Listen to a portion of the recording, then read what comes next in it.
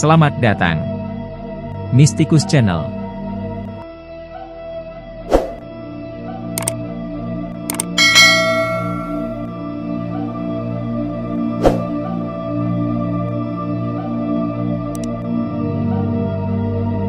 Sultan Walad belum pernah merasa begitu sendirian. Perjalanan ke Damaskus memerlukan 60 hari, yang ada hanya dia dan ayahnya, serta 2 keledai, sebuah kafilah yang begitu lemah sehingga para bandit pun akan berbelas kasihan pada mereka. Nyaris sudah tak ada apapun yang tersisa pada ayahnya. Tak ada perbincangan di sepanjang jalan, tak ada kata-kata peneguhan atau kesenangan ataupun syukur. Tidak ada apa-apa kecuali Syams. Jam demi jam berlalu anak itu menunggangi keledai di belakang ayahnya, dan hari-hari pun berlalu tanpa satu kata pun yang terucap.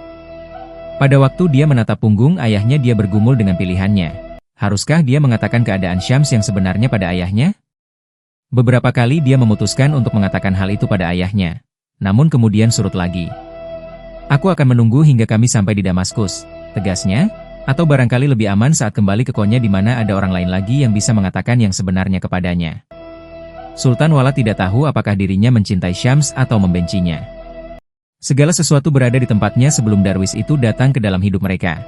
Rumi adalah ayah Sultan Walad, Alauddin adalah adiknya.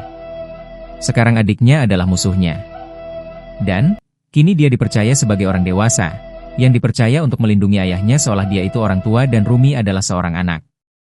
Dan, yang dilakukan pertama-tama sebagai orang tua, membimbing ayahnya yang malang itu ke jalan yang hanya akan menghantarnya kepada kekecewaan.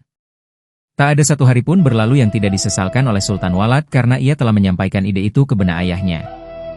Apa yang bisa mereka temukan di Damaskus selain kepedihan yang semakin bertambah? Jika Rumi tidak hancur lebur sekarang, kebenaranlah yang akhirnya akan menghancurkannya. Dan, meskipun perjalanan lahir itu tak kurang sulit daripada perjalanan batin, anak muda itu merasa sangat beruntung menjadi anak seorang ayah seperti Rumi. Semua yang ada di sekitar Rumi tampak agung, kebijaksanaan, semangat, dan kesabarannya bahkan penderitaannya. Walau dia sering setuju dengan para pencela ayahnya, bahwa dengan mempercayai Syams sama saja dengan mengundang penyakit baginya, terkadang Sultan Walad melihat cinta sejati dalam keadaan yang sebenarnya. Bukan cinta pada seorang manusia, tapi cinta pada Allah, bukan berusaha untuk memiliki, tapi untuk dimiliki. Pada saat seperti itu, anak muda itu kagum pada ayahnya, orang asing yang tetap bercahaya dalam suka maupun duka. Dan bila menyadari hal itu, dia berlutut lagi untuk berterima kasih kepada Syams. Dia hanya berdoa semoga ayahnya selamat dalam menghadapi cobaan yang berat itu. Damaskus adalah sebuah persimpangan, sebuah kota yang lazim bagi para pengelana yang berusaha untuk tidak dikenal. Dan kedua pendatang dari Anatolia itu memasuki kota tanpa menarik perhatian. Baru sekarang inilah Sultan Walad melihat kondisi ayahnya. Tidak terawat dan dekil, jenggotnya yang kelabu tak karuan, matanya berkilat, jubahnya compang-camping. Tak seorang pun yang akan menganggapnya sebagai imam Konya yang masyhur, Jalaluddin Ibnu Bahawalad. Dia tampak seperti darwis-darwis lainnya. Dia tampak seperti Syams Tabriz. Rumi tidak berhasrat mandi, berdoa, ataupun mencari penginapan. Perjalanan itu lama, dan tidak ada alasan sama sekali untuk memperlama lagi. Bawa aku pada sahabatku, katanya. Ada kesempatan lagi untuk mengatakan kebenaran, tapi lagi-lagi Sultan Walad tak kuasa untuk mengucapkan kata-kata itu. Dia menuntun ayahnya melewati pasar ke tempat di mana dia pertama kali pernah menjumpai Syams sedang bermain catur. Sekelompok pedagang yang riuh sedang duduk di tempat teduh di mana Syams duduk bersama dengan seorang biarawan Frankis. Para pedagang itu sedang minum anggur dan berjudi dengan dadu, sehingga terlalu repot untuk memperhatikan kedua pengelana dekil itu. Yang mana pintunya? Saya tidak tahu, ayah. Yang ini, dia menunjuk ke pintu pertama. Bukan. Yang ini? Rumi mengangkat kepalan tangannya untuk mengetuk. Bukan. Katakan padaku, anakku, atau aku akan membongkar setiap pintu. Sultan Walad tak kuasa lagi menahannya. Dia telah pergi, ayah. Dia telah pergi. Kemana? Dia telah wafat. Rumi terbelalak memandanginya seakan kata itu telah akrab di telinganya tapi tetap tidak mudah untuk dipahami. Wafat? Akhirnya ia bertanya. Ya? Bohong? Sungguh? Yang mana pintunya? Yang ini? Rumi lari menuju pintu itu dan berusaha membukanya, tapi terkunci. Dia memukul pintu kayu itu dengan tinjunya, dan berusaha membukanya dengan paksa. Hoi! Pemilik penginapan itu datang berlarian. Buka pintu. Biarkan aku melihatnya. Sultan Walad berusaha menenangkan ayahnya, dan menarik tangannya untuk membawanya pergi. Tapi Rumi tak menghiraukan. Matahari Tabriz sedang berada di sini. Biarkan aku melihatnya. Para penjudi berhenti untuk menyaksikan tontonan itu. Ada sebuah permainan yang lebih menarik di sini ketimbang dadu. Rumi terus memukul-mukul pintu itu, memaksa masuk, dan pemilik penginapan, yang khawatir akan keselamatan hartanya itu berusaha menghalaunya untuk pergi. Khawatir atas kehinaan yang akan diderita ayahnya di tangan orang itu, Sultan Walad berusaha menghadapi pemilik penginapan itu. Hasan! Pemilik penginapan itu berteriak memanggil seseorang. Seorang pemuda yang tegap datang berlari. Dia memegang tangan Rumi, dan bersama dengan pemilik penginapan itu, mereka menarik orang yang mengamuk itu keluar halaman dan kemudian mendorongnya sampai ke jalan. Pemabuk goblok! Pemilik penginapan itu memakinya dari belakang. Enyah kau? Para pedagang itu tertawa dan bersorak mengejek, dan Sultan Walad menuntun ayahnya ke sebatang pohon ara untuk mendudukannya, tapi Rumi sudah sangat terguncang. Dia menengadahkan kepalanya ke langit dan bersenandung. Siapa yang berani berkata kalau yang abadi telah mati? Siapa yang berani berkata kalau matahari harapan telah terbenam? Musuh matahari telah memanjat atap. Memejamkan matanya dan menyatakan kalau matahari telah terbenam. Dia tidak bisa mempercayainya. Bagaimana dia bisa mempercayainya? Bagaimana Syams bisa mati? Dan tidakkah seluruh dunia akan mati bersamanya? Di mana gempa bumi? Di mana bintang-bintang yang jatuh? Di mana bunyi gemuruh yang merobek langit dan bumi? Tidak demikian, anakku, dia merintih. Katakan padaku bahwa kamu dusta. Ayah, kamu telah membuatku takut. Apakah ayah lupa akan segala yang telah ayah ajarkan? Rumi memegang tangan anaknya, menggenggamnya kuat-kuat hingga Sultan Walad tersentak. Ajarlah aku. Aku betul-betul lupa. Ingatlah, Umar. Khalifah kedua? Ya. Cepatlah katakan padaku. Sultan Walad berbicara lewat air matanya. Itulah yang membuatnya takut, yaitu melihat ayahnya berada di ambang kegilaan. Bagaimanapun, dia tak akan sanggup menerima kematian sahabatnya yang tercinta. Potonglah tangan dan kaki siapapun yang mengatakan kepadaku kalau Muhammad wafat, Rumi bergumam. Sekarang dia tahu seperti apa perasaan para sahabat Nabi ketika beliau wafat. Langit terasa runtuh. Dan apa yang dikatakan Sayyid Abu Bakar kepadanya? Sultan Walad kembali ke penginapan dengan ayahnya, sambil mengingat kembali apa jawaban yang benar, tapi kesedihannya telah merenggut semua pengetahuannya. Dan semakin dia mencari, jawaban itu semakin surut. Jika kamu menyembah Muhammad, Sultan Walad mulai membisiki ayahnya. Kata-kata itu tiba-tiba saja datang kepadanya. Jika kamu menyembah Muhammad, ketahuilah bahwa Muhammad telah wafat. Tapi jika kamu menyembah Allah, ketahuilah bahwa Allah itu senantiasa. Suaranya parau lalu dia menutupi wajahnya dengan tangannya. Sultan Walad menyelesaikan ucapannya. Ketahuilah bahwa Allah senantiasa hidup, dan tidak pernah mati. Rumi menyeka air mata yang mengucur dari matanya. Jari jemarinya penuh jelaga akibat kayu bakar pagi itu dan meninggalkan guratan hitam di wajahnya. Dia menengadah dan tatapannya jatuh pada seorang lelaki yang sedang mengecat putih temboknya. Setelah melompat, dia pun berlari kepada orang itu dan merebut gagang ket itu darinya lalu segera kembali lagi ke halaman. Sebelum ada orang yang akan mencegahnya, dia segera mulai mengulaskan nama Syams di pintu itu. Para pedagang itu tertawa berderai atas keganjilan itu, dan pemilik penginapan itu pun lari kembali untuk melihat sebab musabab keributan itu. Setelah merebut batang kayu dari tangan Rumi, pemilik penginapan itu lantas mulai memukuli kepala dan punggung Rumi dengan kayu itu. Pemuda yang tegap itu ikut serta menendang dan mendorong tokoh itu. Sultan Walad berusaha secepat mungkin membawa pergi ayahnya dari halaman itu, tapi mereka tersandung meja para pedagang, sehingga menumpahkan minuman mereka. Tawa mengejek dari orang itu berubah menjadi makian dan penghinaan. Bahkan salah seorang dari mereka meludahi Rumi, dan yang lain berdiri dan menarik belati dari sarungnya. Rumi menyambar mata belati itu, merenggutnya dari tangan orang itu. Orang itu pun melangkah mundur, tapi Sultan Walad tahu bahwa mereka tidak perlu takut. Karena mengikuti kata hatinya sendiri itulah Rumi merampas pisau itu. Ayah! Hentikan, teriak Sultan Walad. Aku tidak bisa berbuat apa-apa lagi selain mati, kata Rumi, terperanjat, Menyaksikan pisau belati itu dirampas dari tangannya dan dilemparkan ke samping. Dia menyergap tangan pedagang yang pisaunya telah dia rampas itu. Siapa yang bertanggung jawab? Tanyanya dengan nada menuntut. Siapa yang membunuh Matahari?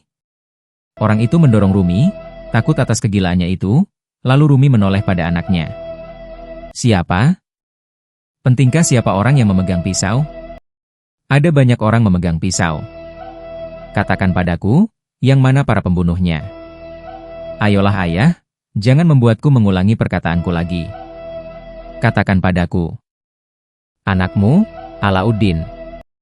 Rumi jatuh bersimpuh pada kedua lututnya, kedua tangannya memegangi kepalanya. Dia meratap keras sekali hingga kesedihannya menciutkan kemarahan para pedagang yang mabuk. Berulang-ulang raungan itu seperti meluap dari dadanya, suara yang sungguh luar biasa, lebih seperti suara binatang daripada manusia. Dia memukuli dada dan wajahnya, lalu menjatuhkan dirinya ke tanah, sambil terus berteriak kuat-kuat ke dalam perut bumi. Pemilik penginapan itu yang pertama kali berbicara. Bawa orang ini keluar dari sini, pintanya geram pada Sultan Walad. Seorang laki-laki yang menyaksikan adegan itu dari jalan datang ke halaman itu dan membantu Sultan Walad mengangkat Rumi berdiri. Bersama dengan Sultan Walad, mereka menuntun orang yang terisak-isak itu kembali ke pohon ara lalu mendudukannya. Orang asing itu tidak menanyakan duduk perkara orang itu, tapi hanya menepuk pundak Sultan Walad lalu pergi. Rumi tertidur di bawah pohon ara itu, sementara anaknya memperhatikannya kalau-kalau dia membisikkan sesuatu di dalam tidurnya, atau berteriak lagi. Seekor kucing yang tersesat datang mendekat, dan walaupun Sultan Walad berusaha mengusirnya pergi, kucing itu hanya bergidik ketakutan lalu merangkak kian mendekat hingga ia berbaring dan merebahkan kepalanya di lengan Rumi. Ketika ayahnya bangun menjelang malam, dia bertanya kepada Sultan Walad tentang pembunuhan itu. Ada kelegaan dengan menumpahkan rahasia yang berat seperti itu, maka Sultan Walad menceritakan kepadanya semua yang dia ketahui. 7 pembunuh, masing-masing bersenjatakan sebilah pisau. Rumi mencucurkan air mata sewaktu anaknya menyebutkan nama-nama mereka, yang tak lain adalah para santri yang amat dicintainya. Syams telah mati tanpa melakukan perlawanan apapun, bahkan mempertahankan dirinya pun tidak. Mereka telah melemparkan tubuhnya ke dasar sumur, lalu mengucapkan sumpah rahasia. Mereka menganggap telah berbuat baik. Ayah, Sultan Walad membela ketika ayahnya membisu. Mereka sangat mencintaimu, dan begitu khawatir kalau Syams akan menghancurkanmu. Maafkanlah mereka. Dan Alauddin? Dia datang padaku pada malam itu dan mengakui apa yang telah ia lakukan. Dia ingin menceritakan kepadamu, tapi aku melarangnya. Dia telah membawaku ke sumur dan menunjukkan tubuh Syams padaku. Dia begitu malu dan terpukul oleh kesedihan yang mendalam sehingga aku harus mencegahnya agar tidak menjatuhkan dirinya ke dalam sumur itu menyusul Syams. Kami mengeluarkan jasad itu, dan memandikannya bersama, lalu mengebumikannya di halaman madrasah. Dia diistirahatkan di samping ayahmu. Maafkanlah aku karena tidak menceritakan hal ini padamu. Rumi tiba-tiba berdiri. Kita akan kembali ke Konya segera. Wajahnya pucat pasi, dan dia tak hendak melihat Sultan Walad. Tapi ayah, ini sudah menjelang malam, dan badai akan datang. Matahari yang terbenam menebarkan warna jingga di langit dan tergores oleh badai pasir yang mendekat. Allah di padang gurun. Dia punya sesuatu untukku, kata Rumi singkat.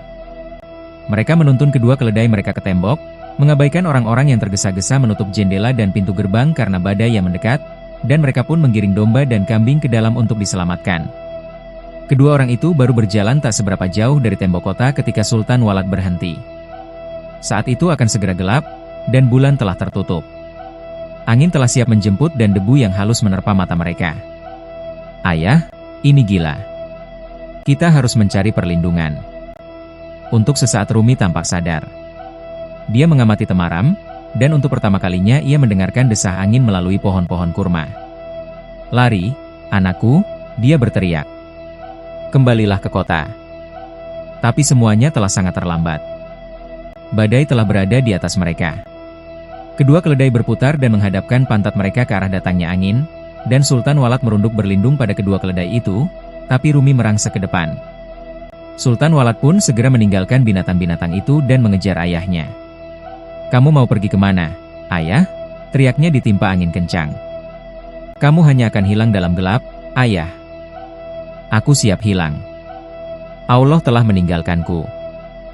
Jangan berkata seperti itu. Allah melawanku. Rumi berteriak, debu memukul wajahnya. Bahkan angin pun melawanku. Sultan Walad memaksa ayahnya berhenti. Dia menjajarkan kepalanya dan berteriak ke telinganya, jangan menyumpahi angin, karena ia berasal dari nafas Al-Rahman. Adalah kau, ayah, yang pernah mengatakan hal itu padaku. Tiba-tiba Rumi sadar bahwa bukanlah angin yang melawan dia, bukan pula Allah, tapi hal lain di sekitarnya. Dialah yang menempatkan kepalanya melawan Allah. Dia tahu kalau dia bisa berbalik pada saat angin berada di belakangnya, berhembus ke depan, dan tak lagi mempertahankan gerakannya. Jika dia tidak tahu kemana harus pergi, mengapa bersikeras merangsek maju melawan arah badai? Dia tidak butuh bertarung sama sekali. Dia tidak perlu bersikeras untuk mengetahui bagaimana sesuatu itu akan terjadi. Dia bisa menerima kematian Syams. Dia bisa berkata, ya, dan amin, atas kematian Syams. Dia bisa tawakal. Tidak butuh apapun untuk berputar balik, cukup hanya dengan membelokkan tubuh semata dan Rumi mendapati dirinya terguling ke depan bersama daun-daun kurma yang patah dan serpih-serpih jerami. Dia tertawa pada waktu angin hendak meninggalkannya, kakinya tersandung karena lalai tidak mengikuti kecepatan dan arah angin yang berhembus. Dia tidak tahu kemana harus pergi, ia hanya mengikuti arah angin yang menghembusnya entah ke jalan ini atau ke jalan itu. Terkadang ia sempoyongan, jatuh dan kemudian bangkit lagi. Angin dari belakang mendorongnya ke depan untuk mengungkapkan kehidupan yang agung. Sekarang dia sadar betapa dia belum sepenuhnya bertawakal pada Allah, dan bahwa sampai sekarang dia senantiasa menahan perjuangan pribadinya, bahwa dia juga tidak pernah mengungkapkan segalanya dalam hidupnya. Ya Allah, dan ini pula yang kupersembahkan kepada MU. Lalu, dia merangkah hendak berdiri tapi sempoyongan dan akhirnya terjatuh, seperti puing yang runtuh diterpa angin, dan dikaburkan oleh tebalnya pasir di udara dan gelapnya malam. Tak ada kabar yang melaporkan berapa lama dia tersungkur dalam hembusan angin sebelum akhirnya dia menemukan dirinya terhempas di suatu tempat tanpa melawan. Kedua tangannya menggagap-gagap dalam kegelapan, dan dia merasakan tembok batu yang sangat keras. Dia meraba-raba tembok itu dengan jari jemarinya hingga dia menemukan pintu, dan dia pun lantas membuka grendelnya dan masuk. Di sini sangat berbeda. Di luar dia telah menjadi buta dan tuli, dan sekarang inderanya telah pulih kembali seperti sesuatu yang mengagumkan dan luar biasa. Dia memandang sekeliling seolah-olah khawatir kalau pandangannya yang menakjubkan dirampas lagi. Langit-langit yang rendah bersinar terang. Hanya sebuah lampu minyak. Seorang laki-laki sedang duduk, punggungnya bersandar pada tembok yang kosong, dan seorang wanita yang segera menutup wajahnya. Sebuah tempat tidur. Sebuah meja duduk yang rendah. Dua cangkir gerabah, sebuah piring kuningan yang berkilau. Seekor kambing mengembek di sudut ruangan. Assalamualaikum, kata orang itu. Damai sertamu. Dia tampak tidak terkejut dengan Rumi yang tiba-tiba masuk. Masuklah, sahabat. Waalaikumsalam, jawab Rumi, sambil melangkah masuk. Dan sertamu juga. Orang itu memberi isyarat dengan menunjuk ke lantai, mempersilakan tamunya yang tak terduga untuk duduk di tikar yang seadanya. Rumi membungkukkan dirinya perlahan. Seolah dia sedang berada di dalam mimpi yang setiap saat bisa terjaga oleh sesuatu yang tiba-tiba mengusiknya. Kamu telah membawa cahaya, kata laki-laki itu, seraya memberi salam hormat ala Arab. Cahaya adalah milikmu, jawab Rumi dengan hormat juga. Ada saat jeda cukup lama manakala mereka mendengar tiupan angin. Ada badai yang ganas, sahabat, kata laki-laki itu memecah keheningan. Ya, ini akan segera berakhir. Insya Allah. Jeda yang cukup lama terjadi lagi manakala wanita itu membungkuk di dekat api dan mengaduk periuk makanan. Ceritakanlah padaku, sahabat, kata laki-laki itu. Di mana laki-laki yang satunya lagi, dan di mana pula kedua keledai itu? Rumi tahu bahwa dialah orang yang telah menolongnya dari halaman penginapan. Laki-laki itu anakku. Semoga Allah melindunginya. Istri penggembala itu menyendok makanan dari periuknya dan menaruhnya pada kedua piring kayu itu. Lalu, dia menyajikannya. Satu piring untuk Rumi dan yang lain untuk suaminya. Itulah makanan gandum encer yang dibumbui garam dan mentega. Saya ini orang miskin, kata penggembala itu, tapi milikku ini adalah milikmu juga. Rumi tiba-tiba menyadari betapa laparnya ia. Dia makan seperti dalam mimpi. Tiap sendok bubur ia rasakan sebagai keajaiban. Rumi menyaksikan tangan yang mengangkat sendok ke mulutnya, merasakan kehangatan bubur encer itu di mulutnya, merasakan garam di lidahnya, dan dalam tiap suapan itu dia terpesona pada keajaiban ilahi. Bagaimana dari biji-biji gandum ini bisa dijadikannya makanan dengan cahaya matahari dan air, lalu memasuki tubuh yang duduk di sampingnya tubuhnya. Dia sungguh kagum pada rencana ilahi yang memungkinkan terjadinya perubahan dari butir-butir gandum menjadi daging, dari kulit, ari, dan inti, isi biji, menjadi pikiran dan jiwa. Tidak hanya baginya, tapi bagi setiap makhluk di dunia, binatang, tumbuhan, setiap makhluk hidup, segala sesuatu yang terus mengalir secara konstan, masuk, keluar, begitu seterusnya tiada habis-habisnya mencintai Allah. Tapi tidak hanya makhluk ciptaannya segala sesuatu yang bergerak dan ada. Tidak hanya kambing, orang yang tersenyum, bola mata istrinya yang menyaksikan mereka, tapi juga setiap objek di dunia yang sempurna ini bersinar memancarkan energi. Tembok-tembok kamar yang berdenyut dalam cahaya lampu, batu-batu di bawah kakinya, batang-batang jerami, dan sabit di sudut ruangan. Apakah kamu tidak menyukai makanan ini, Tuan? Tanya tuan rumah itu. Dia telah menghabiskan makanannya pada saat Rumi menelan 5 suapan. Rumi sadar kalau mangkok di pangkuannya itu telah terlupakan, lalu menunduk terkejut melihat makanan itu nyaris tak disentuhnya. Dia pun mulai makan lagi, walau dia sudah tak merasa lapar. Gerak-geriknya lamban, mencerminkan tindakan orang yang tidak akrab dengan hal-hal kebendaan. Makanan itu, bagaimanapun, telah menunjukkan daya magisnya, karena Rumi telah merasa ada kekuatan yang mengalir ke dalam tubuhnya. Dia menghabiskan seluruh isi mangkok itu dan berterima kasih kepada tuan rumahnya. Penggembala itu dengan sopan bertanya mengapa Rumi pergi ke Damaskus, lalu Rumi pun menuturkan kepadanya hal ihwal tentang Syams, mulai dari pertemuannya yang pertama di pasar ketika Syams menyergap tangannya dan memelintir tangan Said Burhan, sampai ketika Syams menghentikan keledainya di jalan menuju ke madrasah dan mengajukan pertanyaan tentang siapa yang lebih agung, Muhammad atau Bayazid Bistami, juga kejadian di madrasah saat Syams menceburkan buku-buku miliknya ke dalam kolam dan kemudian mengeluarkannya lagi dalam keadaan kering. Dia menceritakan kepada mereka tentang cintanya kepada Syams, dan rasa permusuhan dari orang-orang Konya, dan bagaimana Syams diusir ke Damaskus, serta bagaimana Sultan Walad membawanya kembali, semata-mata hanya untuknya atas kepergian Syams yang kedua kaknya. Dan di mana sahabatmu sekarang? Tanya si penggembala. Dia telah wafat, dibunuh oleh anakku yang kedua. Wanita itu menghela nafas dari belakang kelambu, tapi penggembala itu tidak tampak terkejut. Hal-hal seperti itu bisa saja terjadi, katanya. Jawaban singkat orang saleh ini menyentuh hati Rumi. Aku tidak bisa membayarmu untuk makanan ini, kata Rumi. Rupanya aku tak membawa kantong uangku. Dia memandangi jari jemarinya, lalu meraba-raba lehernya. Aku juga tak punya cincin atau permata apapun yang bisa kuberikan padamu. Segala yang bisa kuberikan padamu hanyalah sebuah cerita. Penggembala itu bertepuk tangan, memberi isyarat kepada istrinya untuk duduk di sampingnya. Beri hormat, istriku. Kita punya seorang imam besar di sini. Rumi berhenti, menunggu ruh dari sebuah cerita datang kepadanya. Dia tidak punya persiapan untuk bercerita. Dia bukanlah seorang penutur cerita dengan sebuah tas yang penuh dengan cerita petualangan dan perumpamaan. Dia adalah seorang peziarah yang buta, yang menemukan jalannya dengan bantuan peta yang dibentuk dengan menjalani perjalanan itu sendiri. Seorang laki-laki mengetuk pintu sahabatnya. Rumi memulai ceritanya. Siapa itu? Tanya suara dari dalam. Ini aku. Izinkanlah aku masuk. Pergi, kau, kata suara itu. Meja ini hanya untuk makanan yang telah matang. Tidak ada tempat untuk orang yang masih mentah di sini. Orang itu sangat ingin membangun persahabatan dengan kawannya itu, dan untuk itu dia bersedia melakukan apapun.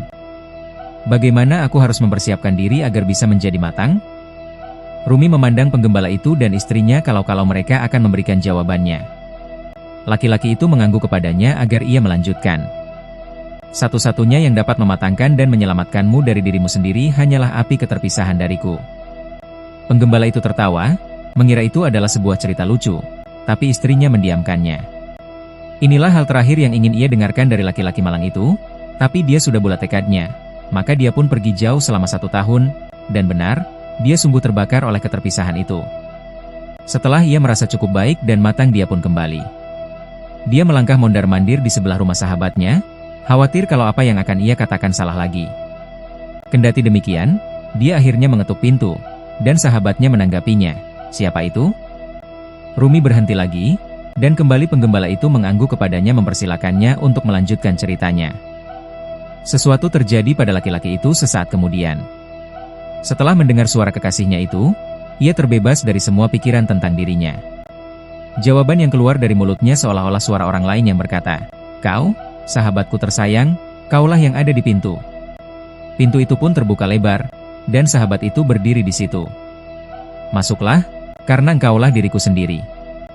Tidak ada lagi ruangan yang menyekat di dalam rumah ini, demikianlah antara kau dan aku." Penggembala itu menunggu lebih lanjut, lalu tersenyum setelah tahu kalau Rumi sudah selesai bercerita. Sebuah cerita yang asing, sahabat. Sungguh cerita yang asing. Sekarang Rumi menyadari bahwa untuk memasuki rumah Allah, dia harus dihancurkan. Dua tak mungkin berada di dalam satu ruangan. Sampai dia berhenti mencari dan mendapatkan apa yang dia cari itu. Ketika pencarian berakhir, maka Salik bisa melihat seutuhnya apa kebenaran itu. Bahwa dia ada di sini, di dalam keadaan seperti ini, dan sekarang, pada saat sekarang ini, dan bahwa semua pikiran tentang diri, dan yang lain, itu semu. Tanpa menolak kenyataan, itulah pintu masuk ke hati Allah. Hanya dengan satu langkah mundur dari pertimbangan sudah cukup untuk mengantar Rumi sampai pada apa yang ia cari. Karena tiba-tiba selubung telah disingkapkan dari hati Rumi, sehingga dia dapat melihat betapa segalanya itu tampak indah. Tidak hanya warna-warna cahaya dari lampu minyak, wajah tuan dan nyonya rumahnya yang baik itu, tapi segalanya. Semuanya sungguh indah. Kesederhanaan gubuk ini, kaki gembala yang merekah dan melepuh itu, angin yang merintih melalui kisi-kisi. Semuanya agung, semuanya menyenangkan. Segala sesuatu yang telah disangkalnya dengan kata tidak oleh Rumi, kelemahan dirinya, kematian Syams, ketidakhadiran Allah, semua itu telah diterimanya dengan legawa dan menjadi ya. Semua merupakan kehendak Allah, yaitu Allah yang mencintai makhluk ciptaannya lebih daripada cinta makhluk itu terhadap dirinya.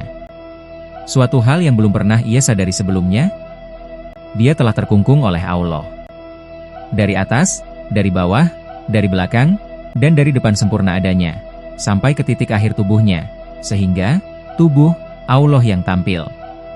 Walaupun tubuh dirinya sendiri menampilkan diri Allah, setiap sel dalam dirinya hidup berkat keilahian.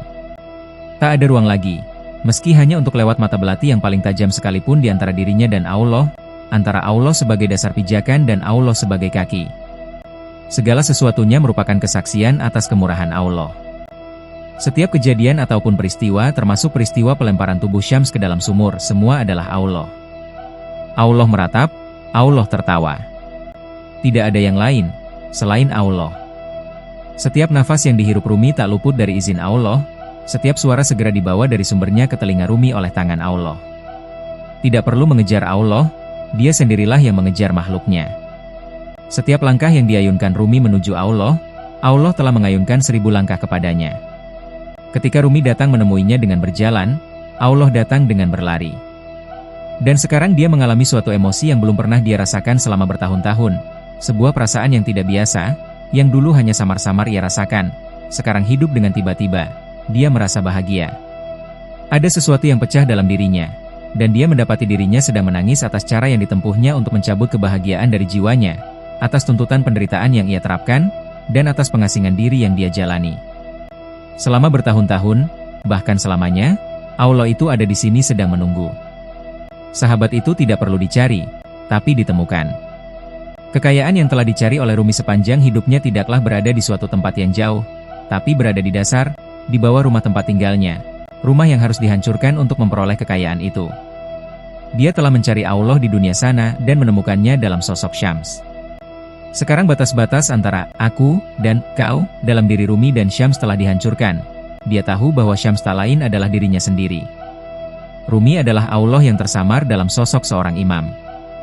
Syams adalah Allah yang tersamar dalam sosok seorang darwis. Dia dan Syams adalah satu dan sama, sebagaimana dia adalah satu dengan si gembala, domba, meja, ataupun api. Segala sesuatu yang pernah ada adalah yang ada kini dan di sini. Syams ada di sini, dan Allah juga ada di sini. Bahkan kalaupun suatu saat dia tiba-tiba bermandikan cahaya rahmat ilahi, Rumi sadar bahwa kebahagiaan itu pun akan berlalu. Dia sadar pula kalau ia menjelaskan hal ini berarti mempercepat akhirnya, dan hanya dengan membiarkan dirinya pergi kepada Allah dia bisa mengikutinya. Jika dia ingin berjalan bersama Allah, dia harus berjalan terus, yang terkadang akan merasa kehilangan dia. Dan, sekalipun Rumi tahu bahwa jika desolasi dirasakan lagi, ketidakhadiran Allah itu tidaklah nyata, karena semua adalah Allah termasuk kesedihan, desolasi, kesendirian, maupun kerinduan. Setiap kali Rumi menengadah ke langit dan berseru, "Ya Allah, di manakah kau?" Setiap kali pula telah terdengar jawaban dari Allah, "Aku di sini." Dan begitulah seterusnya. Malam itu, sewaktu Rumi tertidur di gubuk si gembala itu, Syams menjumpainya dalam mimpi. "Saya sudah memaafkan Alauddin," kata Syams. "Sekarang kamu juga harus memaafkannya. Tidak ada lagi tempat bagi sakit hati." Ketika Rumi bangun di pagi hari, seakan-akan ia terbangun di kedua telapak tangan ibunya. Begitu damai dan indah. Dia menggeliatkan kedua tangannya ke atas kepalanya, karena merasakan sukacita di sekujur tubuhnya, lalu ia menata jerami yang bertebaran dan menatap berkas-berkas cahaya yang menyusup melalui celah-celah genteng. Dia sendirian, dan dia menyadari bahwa dia telah tidur lelap hingga pagi hari. Seekor ayam jantan muda berkokok dari sebelah, "Allahu Akbar, Allahu Akbar. Allah Maha Besar." Rumi tersenyum. "Ya, ya." Kepakan sayap seekor burung menarik perhatiannya sewaktu hinggap di atas atap ilalang, dan Rumi pun tanpa bergerak mengikuti langkah-langkah burung di atasnya itu, yang ditunjukkan oleh gemerisik daun-daun palma. Itulah burung merpati, lalu burung itu berkicau seolah menanggapi kokok ayam tadi. "Hu," bunyinya. "Hu. Allah, Allah." Embekan anak kambing di luar pintu, "Bismillah. Dalam asma Allah." Rumi tertawa seperti anak kecil. Binatang-binatang itu seolah sedang berzikir, doa mengenangkan sifat Allah. Seluruh makhluk ciptaan seakan sedang menghaturkan ucapan syukur. Selama dia mendengarkan semuanya itu, dia sadar bahwa dia telah memaafkan anaknya, Alauddin. Sebab, bukan Alauddin yang membunuh Syams. Pisau itu telah menggunakan si pembunuh dan bukan dengan cara lain. Dan, Syams yang membuka tenggorokannya untuk para algojonya dan mencela mereka hingga mereka menarik kembali belati itu. Jika Alauddin tidak membunuh Syams, Rumi akan membunuhnya dengan tangannya sendiri, karena hanya dengan terpaksa berpisah dari sahabat itulah pembakaran paripurna itu terjadi. Hanya karena terjadi pembakaran paripurna itulah, maka hambatan diri dilenyapkan. Tiba-tiba Rumi dipenuhi dengan rasa terima kasih pada sahabatnya, seorang sahabat yang rela mengorbankan hidupnya demi menyelamatkan hidupnya. Rumi berdoa untuk keselamatan jiwa anaknya, anak yang telah menyebabkan ayahnya mengalami pembebasan. Dia juga berdoa untuk keselamatan jiwa Syams, orang yang telah memberikan segalanya untuknya. Rumi juga melihat bahwa kehidupan Syams bukan hanya merupakan anugerah baginya semata, seperti halnya kehidupan Bahawalat dan Sayyid Burhan. Perhatian para syaikh itu tidak hanya tertuju pada satu orang semata, melainkan kepada seluruh umat manusia. Mereka bertugas untuk menawarkan rahmat kepada dunia, demikian kata hati Rumi menyadarinya. Untuk inilah kepenuhan persahabatan dengan Syams, bukan tangisan seorang pencinta yang merasa kehilangan orang yang dicintainya, bukan luapan nafsu persahabatan, bukan pula kemabukan akan Allah dari orang yang majnun, tapi seorang darwi semata, seorang hamba di jalan cinta, yang lahirnya waras tapi batinnya mabuk. Lirik syair telah mati, pencari, penceramah yang mengesankan semuanya telah tiada. Sekarang seorang Rumi baru yang ada di sini, seorang yang keinginan dirinya telah terbakar. Rumi sudah tak ada lagi, dia adalah telinga siapapun yang sanggup mendengarkan, hati siapapun yang bisa berbelas kasihan. "Tetaplah membisu selama kamu berhasrat untuk mengajar," kata Syams kepadanya suatu saat. Apabila hasrat itu telah pergi, maka pada saat itulah pelayanan bisa mulai. Rumi tiba di Damaskus sebagai seorang hamba sahaya, syarat dengan perasaan terbeban oleh karena keterpisahannya dengan Syams. Sekarang dia akan pergi sebagai seorang hamba, yang bebas dan bertekad untuk melakukan pengabdian kepada siapapun yang membutuhkannya. "Datang, datanglah, siapapun kamu." Terdengar ketukan di pintu dan bunyi pintu dibuka. Sekelebat bayangan seorang laki-laki tampak di pintu masuk. "Ah, ayah di sini rupanya." Dialah Sultan Walad, dan gembala itu ada di sampingnya. Rumi berdiri dan berterima kasih kepada si gembala atas keramahan dan kebaikannya. Orang sederhana itu menyentuh lutut Rumi dan mengucapkan selamat jalan. Rumi telah tiba di sini, di pintu tak bernama di Damaskus ini, berpakaian compang-camping, mulutnya kotor karena berdebu dan telah menemukan Allah Tuhannya yang hidup di dalam dirinya. Dia kemudian menyadari bahwa dimanapun pintu yang dia ketuk, di kota manapun, di situ dia menemukan Allah, karena pintu itu adalah pintu hatinya, dan Allah tinggal di dalamnya. Terkadang, ku bertanya-tanya, wahai kekasihku tersayang, jika kau itu ibarat sebuah impian semata. Di malam panjang di musim dingin. Sebuah impian tentang anggur yang memenuhi pelupuk mata. Pemabuk. Terkadang, ku bertanya-tanya, wahai kekasihku tersayang, Jika ku hendak minum anggur merah ini, atau cukup cucuran air mata, tiap tetes bagaikan sebuah mutiara. Dengan wajahmu terukir, sebuah tasbih, tuk mengenang namamu. Ada begitu banyak jalan, tuk memanggilmu balik. Ya, sungguh pun kau hanya mimpi semata. Demikian, akhir kisah Maulana Jalaluddin Rumi dalam Rumi Series di Mystikus Channel. Jika Anda menyukai Mystikus Channel silahkan like, komen, share, subscribe, dan nyalakan tanda lonceng untuk mengikuti update terbaru. Terima kasih.